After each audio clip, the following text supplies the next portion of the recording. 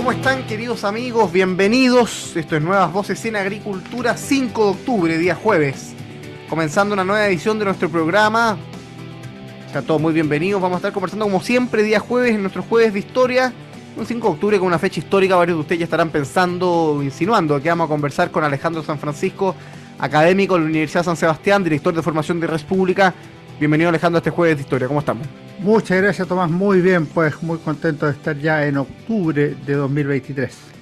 Alejandro, 5 de octubre del 2023, 35 años desde el plebiscito de 1988. Una pregunta introductoria, en 3 minutos. ¿Qué significó el plebiscito de octubre de 1988? ¿Cómo llegamos ahí? ¿Y qué impacto tuvo para la política chilena de las décadas siguientes? Primero quiero partir con una afirmación que, siendo discutible, yo la creo profundamente. El plebiscito de 1988 es una de las elecciones más importantes de la historia de Chile en el siglo XX, probablemente equivalente a la de 1920, a la de Arturo Alessandri Palma, a la de 1970, que llevó a la Unidad Popular y a Salvador Allende a la moneda. Se jugaba mucho ese 5 de octubre. En términos constitucionales era si el general Pinochet gobernaría 8 años más el país o si era derrotado, o sea, si triunfaba la opción no. En ese caso, lo que ocurriría es que se llamaba elecciones al año siguiente y desde ese punto de vista habría elecciones presidenciales y parlamentarias. Ahora, cuando uno mira el plebiscito desde una perspectiva histórica, había 15 años que no había tenido elecciones Chile, o sea, desde las elecciones parlamentarias del 73. Después hubo un plebiscito en 1980, pero tiene otra naturaleza. Este plebiscito fue muy relevante y además confluyen posiciones en 1988. Pese a que es un plebiscito tan polarizado, yo quiero sostener una tesis contraria. Confluyen posiciones. ¿Por qué? Pues la Constitución de 1980 fijaba ese camino, o sea, establecía que al final del periodo de transición iba a haber un plebiscito y que ese plebiscito definía cómo seguía el camino institucional. Pero por otro lado, la oposición, que había reclamado por elecciones abiertas, claro, competitivas, en diversas ocasiones, en algún minuto toma la decisión de sumarse al plebiscito y decir, competimos contra Pinochet con sus propias reglas y tenemos que derrotarlo porque de lo contrario se va a prolongar el régimen por 8 años más. De manera que al final todos deciden participar dentro del marco de una predemocracia o de una transición a la democracia. Por otro lado, pese a que hubo lentitud en la entrega de resultados, hubo un reconocimiento de la victoria clara, nítida, de la oposición al general Pinochet, que obtuvo 55% de los votos, pero paralelamente el general Pinochet, después de 15 años de gobierno, obtuvo el 44% de los votos, lo que reflejaba una cuestión que le costaba mucho entender, sobre todo a los observadores internacionales, que el apoyo del gobierno era muy grande y claro, se produce un paralelo con la Unidad Popular, así como en la Unidad Popular los opositores creían ver que la Unidad Popular estaba sola, no tenía apoyo y por el contrario tenía mucho respaldo. El general Pinochet también tenía mucho respaldo popular, pese a que la mayoría se manifestó en contra ese año 1988.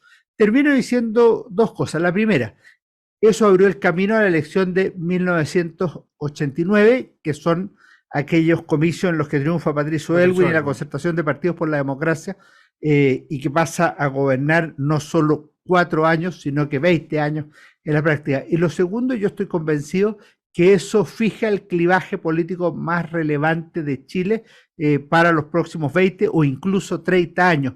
Yo diría, sin temor a equivocarme, hasta la Revolución de Octubre de 2019.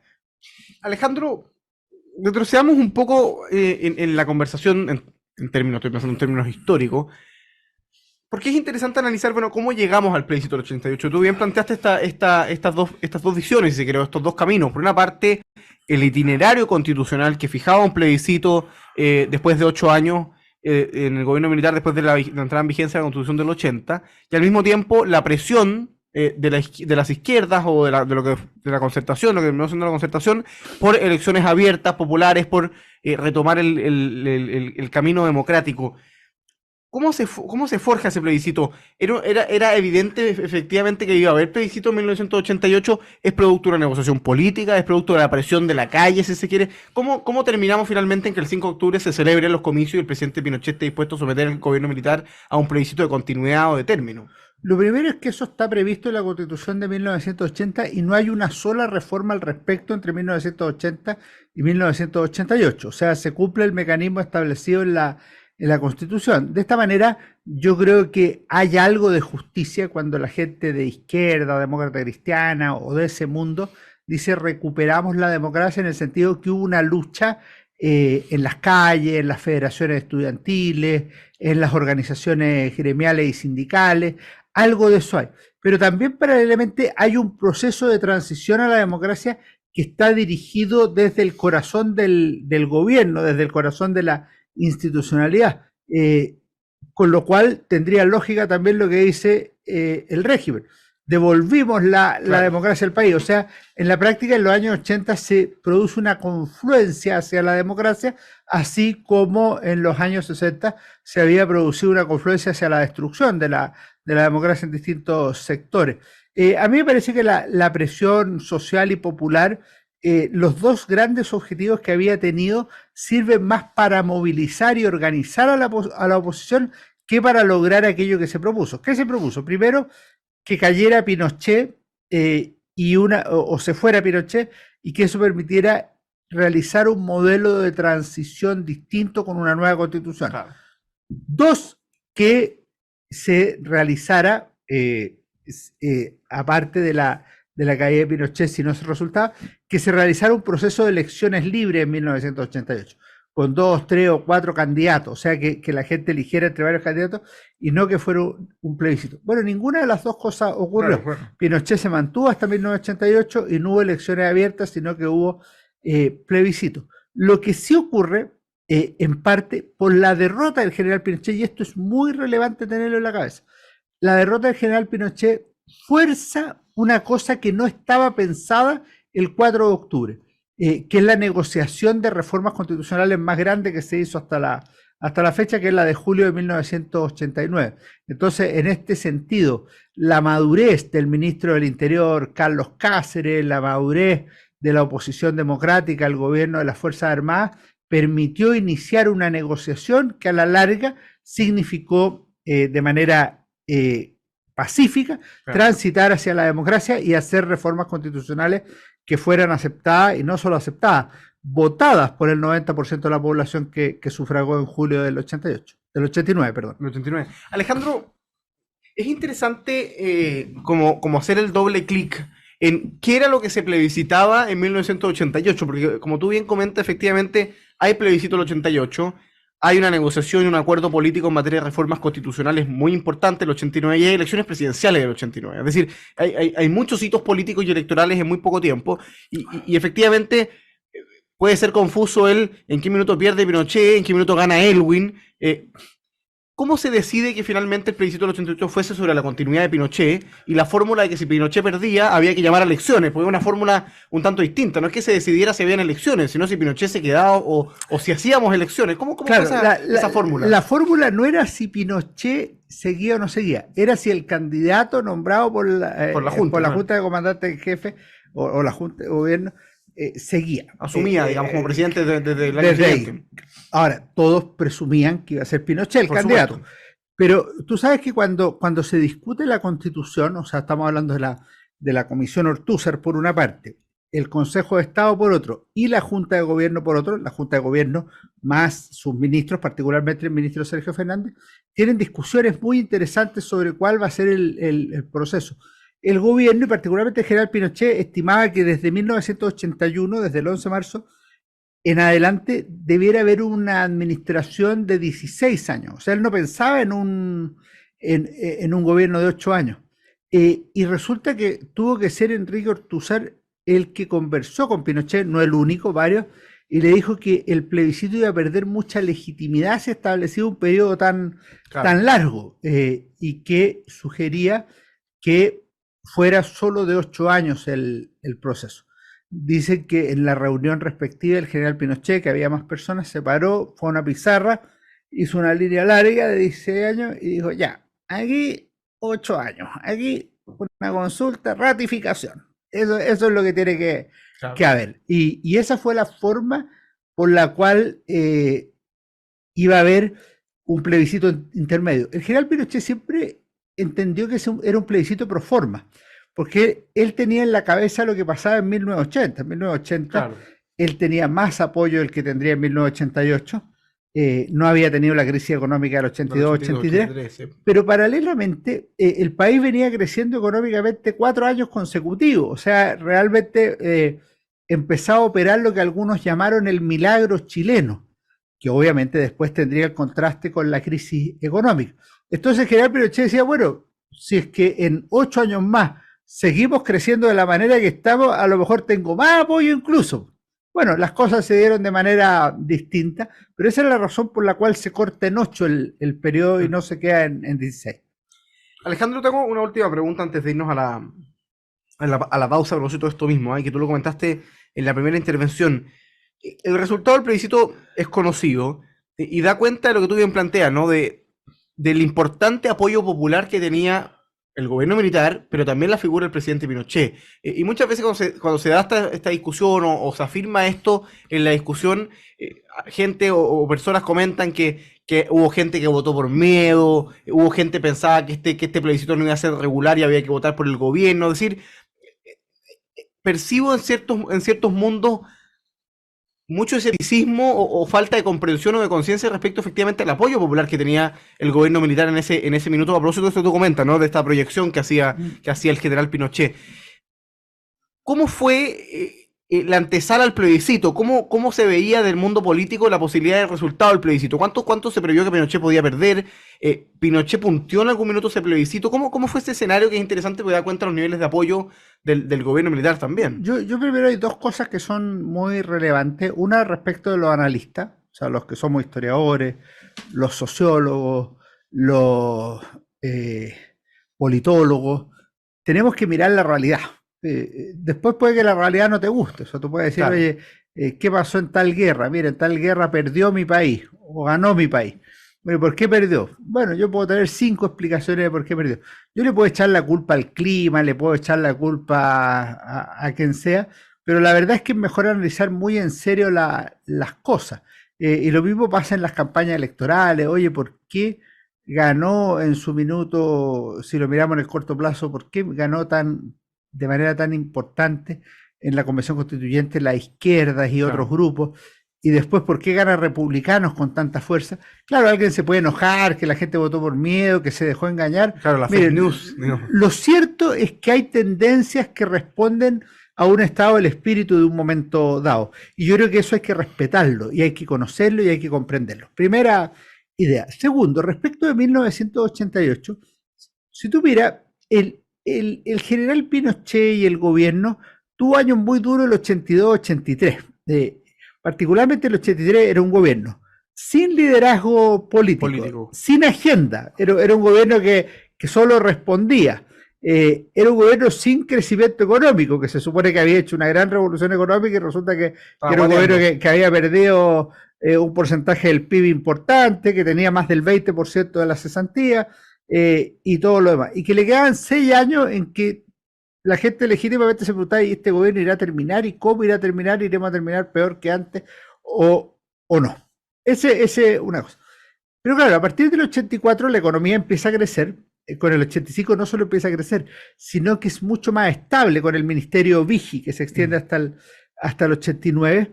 Y el gobierno recupera iniciativa, popularidad, conducción política, institucionalidad y todo eso. ¿Significa eso que la oposición estaba muerta? Para nada. La Concertación fue un proyecto político notable y también lo fue la Alianza Democrática y el Acuerdo Nacional. O sea, tú tenías dos fuerzas que eran potentes en términos políticos, en términos comunicacionales y en términos de adhesión ciudadana. Había marcha en 1986, 87 en favor del gobierno, en contra del gobierno, y tú decías, pero son marchas masivas. ¿Qué tendría a decir el gobierno respecto de la oposición? No eran tanto, porque si uno lo mide por metro cuadrado, en realidad no era mucha gente. ¿Y qué tendría a decir la oposición? Oye, marchaban solo los militares y se veían muchos pelados y dieron vuelta 3 veces la misma marcha. Era mucha gente. ¿Y cuándo se comprueba eso? En el plebiscito del 88. En el plebiscito del 88 lo que se comprueba es que hay dos fuerzas, una más grande que la otra, pero muy potentes electoralmente, muy potentes políticamente. Ahora, ¿qué se veía 2 meses antes? Se veía una elección que es bien compleja, porque ¿quién era el mejor candidato para el plebiscito? Es imposible saberlo, hoy día todos pueden dar opiniones y no sé qué. Muchos dicen, mira, habría sido bueno un civil con menos anticuerpos. Es probable. También es probable que ese civil hubiera tenido menos anticuerpos, pero también menos adhesión. Energía, por supuesto. Y menos adhesión. O sea, salvo que hubiera sido acordado entre gobierno y oposición como un acuerdo por 4 años y todo el mundo hubiera ido a votar por él. Pero en la forma como estaba previsto, otra persona de derecha, Sergio Nofrejar, por no sé qué, habría tenido apoyo sin duda, pero menor que el general Pinochet. De manera que el general Pinochet era el que tenía más apoyo y era el que tenía más rechazo a la vez. Termino con una idea. Lo que sí parece claro es que en la votación influyó al menos parcialmente la campaña y la campaña televisada específicamente. Claro, la franja. La franja. Y esto es muy relevante porque si la... Ahora, ¿cuánto influyó? Tú podrías decir 1, 2, 3 puntos. Si eso es así, significa que al comenzar la campaña estaban más o menos empatados. Y si eso es así, significa que el gobierno tenía apoyo. No era que fuera a votar por miedo. El que quiere que crea eso, que lo crea. Si conoce a alguna persona que fue a votar por miedo, se lo concedo. Pero ¿qué pasa al año siguiente? Al año siguiente la suma de los candidatos de la derecha es exactamente lo mismo que el general Pinochet. Y lo que saca Patricio Aylwin es más o menos lo que sacó el no. Entonces, significa que el nuevo Chile tiene más o menos esa composición electoral.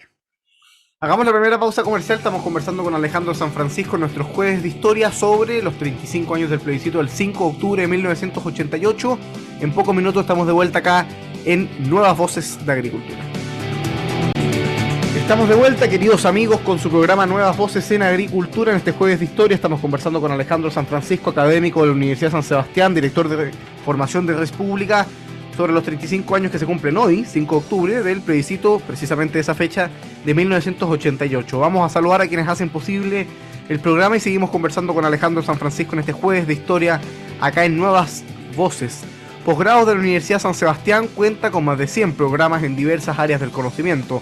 Más de 14.000 egresados han preferido sus magíster, diplomados, postítulos y especialidades. Conoce más en posgrados.uss.cl. En Enel buscamos cuidarte, que tu servicio eléctrico sea continuo y de calidad.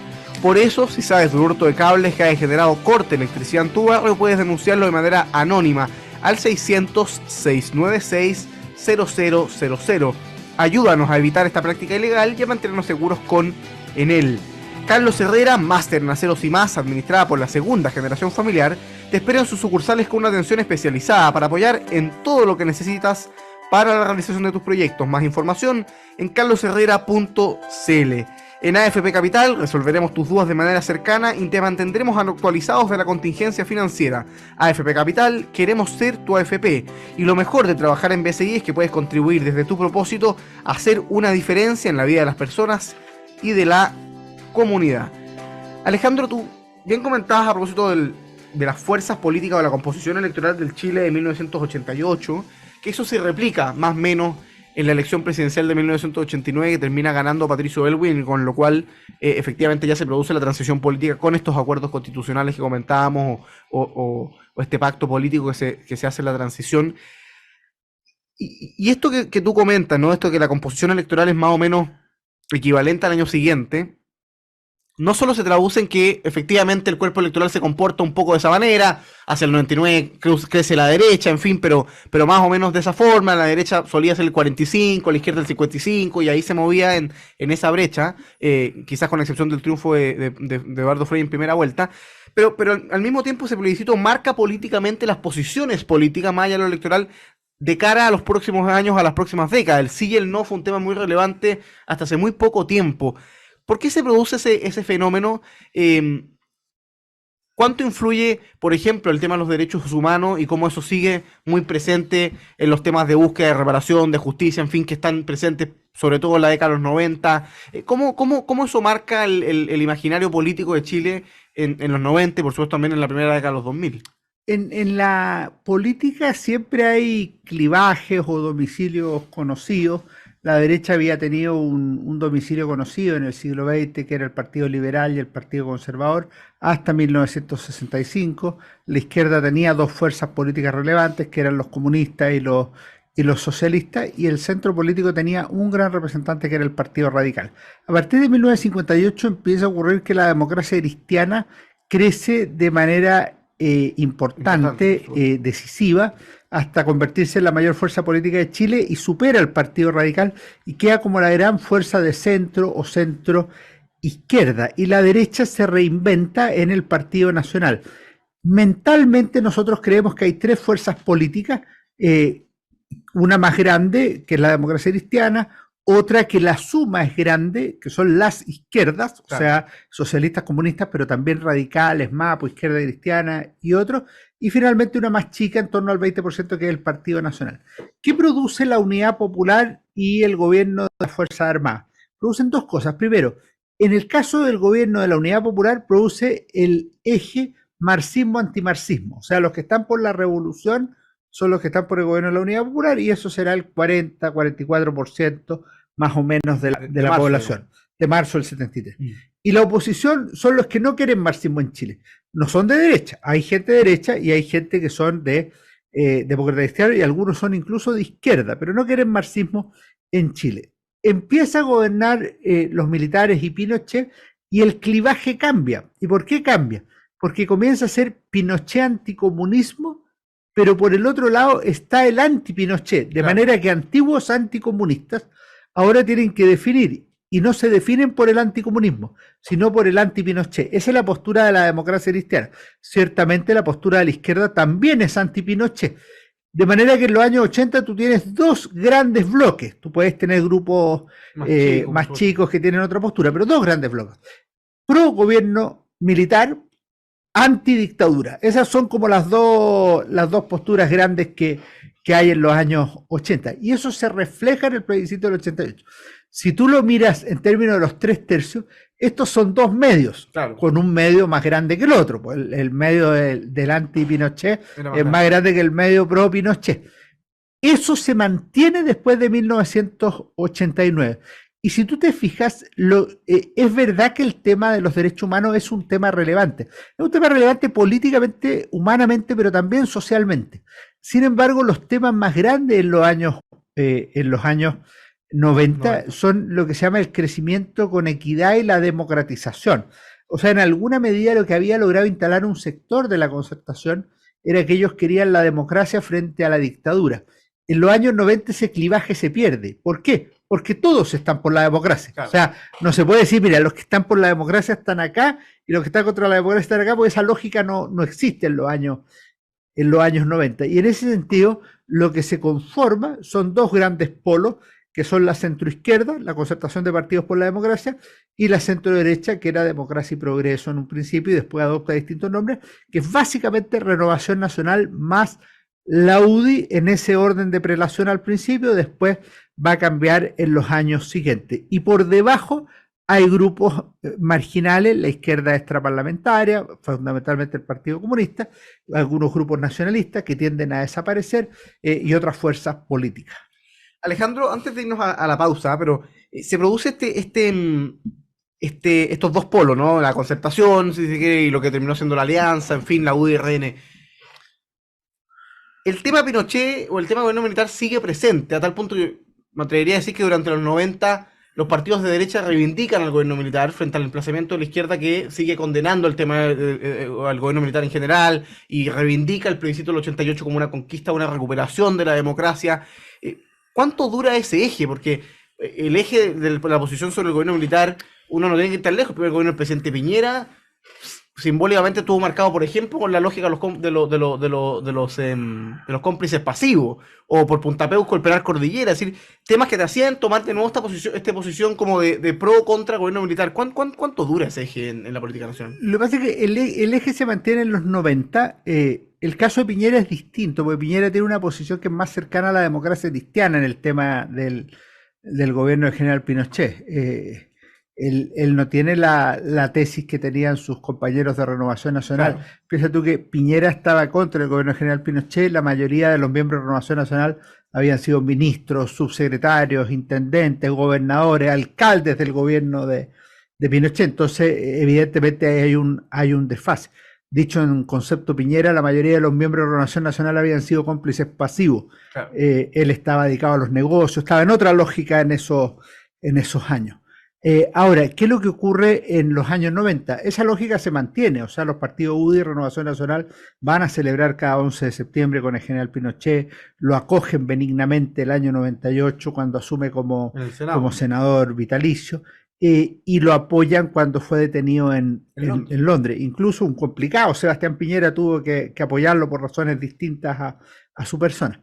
Pero ahí se empieza a quebrar, o sea, ahí Pinochet empieza a dejar de ser un factor político relevante, y en gran medida es gracias a Joaquín Lavín, que logra instalar un nuevo relato, y el relato de Joaquín Lavín es básicamente los problemas reales de la gente versus la política tradicional, y hace que un sector de la población se traslade su voto. Ahora, ojo, cuando Joaquín Lavín empata con Lagos la noche de la primera vuelta, claro, Gladys Marín lo que dijo en televisiones, que daño le ha hecho la dictadura a Chile, Lavín ganando en las poblaciones, o sea, el voto popular de Lavín... O sea, reconoce esa transversalidad social o ese impacto popular. Es un voto de Pinochet y un voto de la UDI popular, no es un voto que venga de la nada, o sea, hay ahí una tradición.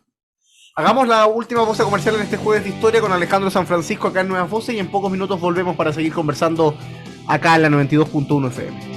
Estamos de vuelta, queridos amigos, con su programa Nuevas Voces en Agricultura, aquí conversando con Alejandro San Francisco en nuestro jueves de historia, conversación que usted puede seguir en nuestro Twitter, Nuevas Voces 921, donde puede hacernos llegar su opinión, también en Instagram y TikTok, Nuevas Voces Chile, en el canal de YouTube Nuevas Voces Chile, donde más vamos subiendo las cápsulas de historia en 3 minutos y otras cosas muy interesantes, Nuevas Voces Chile, y varios me han preguntado, en Spotify también usted busca Nuevas Voces Chile, y todas las tardes vamos subiendo el podcast de este programa sin pausa, así que para los que van en el auto, los que quieren salir a trotar, pueden escuchar los capítulos de Nuevas Voces en Spotify, Nuevas Voces Chile, basta que lo busquen y se suscriben ahí para escucharnos los programas diarios. Alejandro, ¿qué pasa en los 2000? Porque tú efectivamente comentas algo que es verdad, que tiene que ver con primera parte, en primer lugar, el cambio de relato de Lavín, o si se quiere como la reinvención de la derecha encarnada en Lavín, la ampliación electoral de la derecha que está a punto de ganar o de empatar con Lagos, que es una figura potentísima del socialismo en esa época, la primera vuelta presidencial, y por lo tanto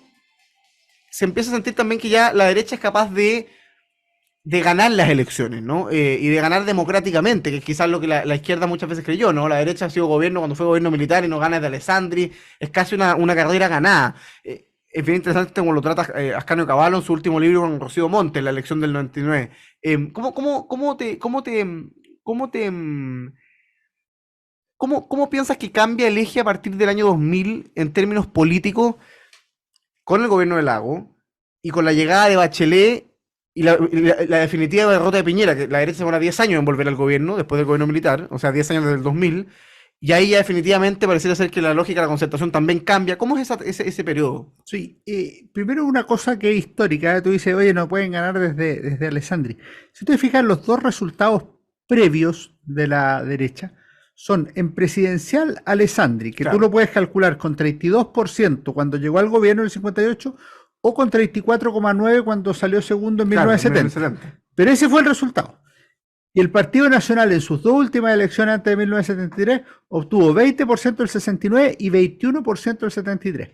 O sea, es el gobierno militar, el gobierno de Fuerza Armada, el gobierno del general Pinochet, el que lleva a la derecha a duplicar su apoyo popular electoral. Y en ese sentido, la UDI y Renovación Nacional son subsidiadas, claro, por el gobierno. Ahora, pueden no reconocerlo porque no conviene, porque es mal visto, todo eso, pero es un hecho, no es una opinión histórica, es un hecho, un dato de dato electoral. Es un dato electoral, ¿ya? Entonces, eso es bueno tenerlo en la cabeza. Porque es interesante porque los triunfos de la derecha no habían sido mayorías absolutas. No. O sea, ni de cerca, digamos. O sea, 32% Alessandri. Entonces, ahora, ¿qué pasa en los 2000? En los 2000 se consolida la derecha. Se consolida en un doble sentido. Se consolidan los dos pulmones de la derecha, Renovación Nacional y la UDI, y eso cuando más se advierte en la elección del 2005, cuando van dos candidatos, claro, Piñera y Joaquín Lavín, y los dos obtienen más de 20%. O sea, son derechas relativamente equivalentes, lo cual es muy, muy relevante.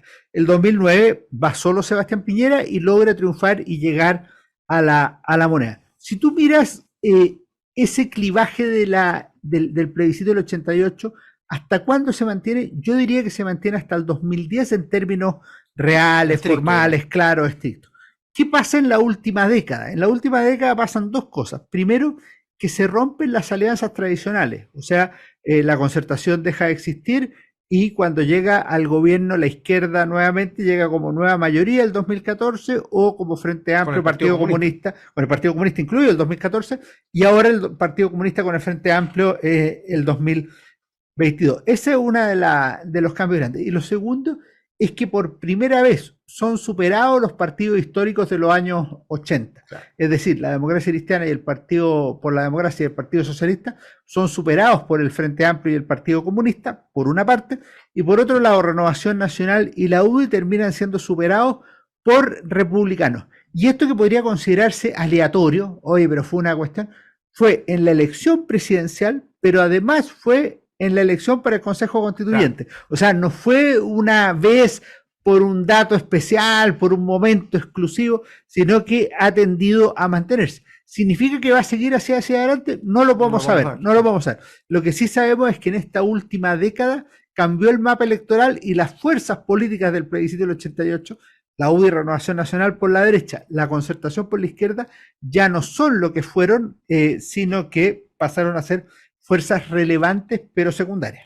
Alejandro, una pregunta antes de irnos a la recomendación del libro, no sé, nos empieza a acotar el tiempo que nos va quedando, pero esta recomposición, el triunfo por una parte de las izquierdas, de la nueva izquierda, así que el Frente Amplio, el PC por sobre, y por otra parte, en el otro lado, el triunfo del Partido Republicano, ¿qué es lo que gatilla ese cambio de hegemonía en los respectivos sectores? ¿Es el 18 de octubre de 2019? ¿Es un proceso progresivo de degradación política de los sectores que son reemplazados? ¿Es en el caso de la derecha el primer gobierno de Piñera y el descontento que produce ese gobierno? ¿Es quizás el segundo gobierno de Piñera? ¿Cómo te parece que se produce ese reemplazo, ese sorpaso que muchas veces se comenta? Yo creo que se empieza a producir una decadencia de las fuerzas políticas históricas previa al 18 de octubre. Eso sería lo primero. Segundo es que surgen fuerzas alternativas en los dos lados.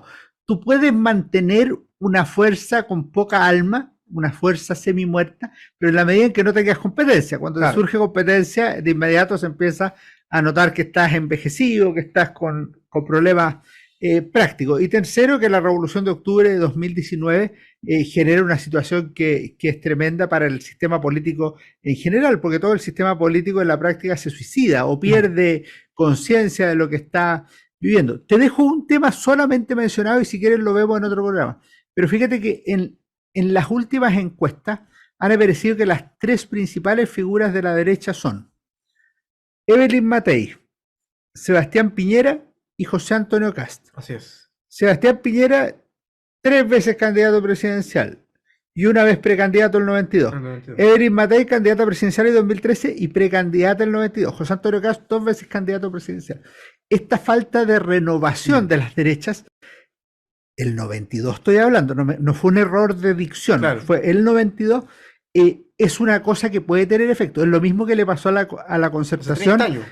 Son candidatos hace 30 años. Hace 30 años. Son opciones presidenciales relativamente reales hace 30 años. Hace 30 años. Matei y que es lo mismo que le pasó a la Concertación cuando tenía a Eduardo Frei y a Ricardo Lagos hace 30 años. Tenía a Eduardo Frei el 94, tenía a Eduardo Frei el 2009, tenía a Ricardo Lagos el 2000 y tenía a Ricardo Lagos el 2017. O sea, ahí hay algo que termina pesando, termina siendo un problema real, pero repito, no es para analizarlo ahora, sino que lo dejo ahí para una próxima oportunidad. De manera que hoy día tenemos un quiebre del sistema político y eso se nota y también lo podemos analizar más cerca del 18 de octubre. Tenemos un quiebre del clivaje de la ordenación de las fuerzas políticas de la transición y de la democracia chilena en función del 18 de octubre. Porque si tú miras, por ejemplo, lo que fue el plebiscito de entrada, la derecha se corrió hacia la izquierda. La elección del Consejo Constituyente, en el entendido que no votó mucha gente, pero tomados los votos que son, claro, la derecha se corrió a la izquierda. Y si tú miras el plebiscito de salida, el del 4 de septiembre, la izquierda se corrió a la derecha, y si tú miras la elección del Consejo Constituyente, la izquierda se corrió a la derecha nuevamente. O sea, hay 2 corridas a la izquierda y 2 corridas a la derecha. Y eso me parece a mí que tiene alguna relevancia que hay que analizar.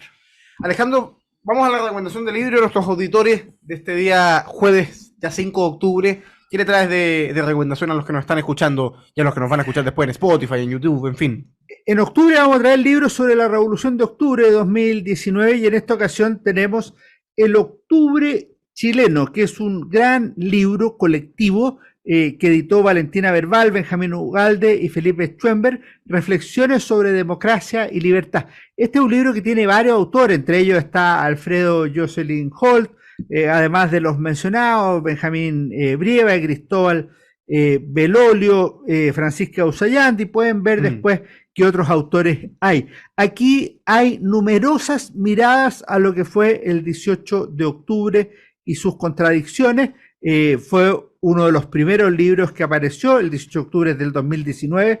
Este libro apareció el 2020 y a mí me parece que es un esfuerzo interesante, inteligente, para sumar reflexión a lo que pasó. ¿Era frágil el sistema político chileno? ¿Cómo actuaron las derechas? ¿Cuál fue la reacción del gobierno de la época? ¿Cómo se portó el Congreso Nacional en ese minuto? ¿Cómo es comparable con procesos de otros países?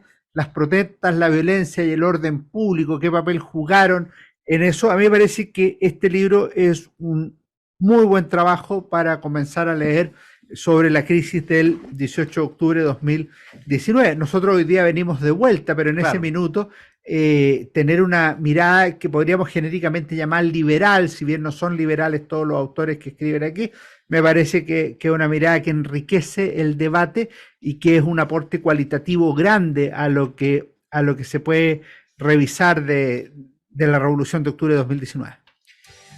Además, especialmente interesante por eso de la discusión de los últimos días conceptual, ¿no? sobre la idea que planteaba el presidente Piñera de que fue víctima de un golpe de Estado, que generaba una discusión bien interesante y yo solo permíteme decir una cosa ahí. Yo no sé si fue un golpe de Estado. Lo que es absolutamente absurdo e inaceptable es que no se pueda discutir si fue o no un golpe de Estado. O sea, puede haber sido un golpe de Estado, puede haber sido una revolución, puede no haber sido un golpe de Estado ni haber sido una revolución, solo una rebelión, solo un movimiento popular, un estallido social. Pero discutámoslo, pues, pero andar censurando el debate, yo creo que, a mí me parece que es muy malo. En un segundo, pero me parece que esta idea del presidente Piñera de que fue un golpe de Estado le hace un flaco favor a su propio legado, a su propio gobierno, porque cuando uno piensa el 18 de octubre, bueno, al día siguiente se anunció una profunda agenda social en respuesta al 18 de octubre, al poco tiempo hubo cambio de gabinete. O sea, son acciones muy raras de un gobierno que está sufriendo un golpe de Estado. Nadie anuncia una agenda social para resistir un golpe de Estado. Entonces, a mí me cuesta creer que efectivamente, yo no sé si es un intento de, digamos, es una visión posterior de decir, ok, junto factores y local son un golpe de Estado, o si efectivamente sintieron el golpe de Estado durante esos días, pero la lectura que hicieron, o las decisiones que se tomaron fueron bien distintas a la lectura, me parece que se hace hoy día. Tiene razón, históricamente es raro negociar con un golpe de Estado. Es curioso, a mí me parece como curiosa la... Es interesante, hay que darle vuelta. La salida, pero bueno. Alejandro San Francisco, se nos acaba el programa, muchas gracias como siempre por acompañarnos, gracias a ustedes queridos amigos por sus comentarios, por su sintonía. Los invito a que se queden en la 92.1 por supuesto, que ya viene Deporte en Agricultura. Nosotros cerramos la semana mañana viernes a las 13 horas en Nuevas Voces, previo al fin de semana largo que tenemos porque el lunes 9 es feriado. Así que nos reencontramos mañana viernes, que estén muy bien y hasta mañana a las 13 horas. Chao, chao.